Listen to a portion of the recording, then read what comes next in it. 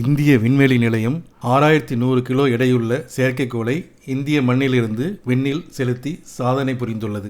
இந்தியாவின் LVM-3 M6 rocket அமெரிக்க நிறுவனமான AST ஸ்பேஸ் மொபைலின் ப்ளூ பேர்ட் பிளாக் 2 தொலைத்தொடர்பு செயற்கைக்கோளை இன்று காலை 8:55 மணிக்கு விண்ணில் செலுத்தியது.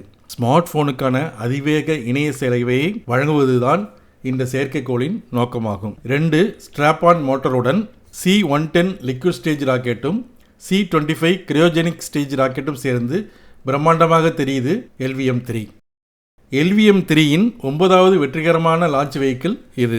கிட்டத்தட்ட 518 கிலோமீட்டர் புவி கீழ்வட்ட சுற்றுப்பாதையில் செயற்கைக்கோளை நிலைநிறுத்தியுள்ளது.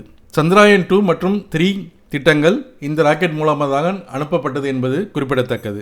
இந்திய விண்வெளித்துறை வணிக ரீதியாகவும் வெற்றி பெற்று வருவது என்பது குறிப்பிடத்தக்கது.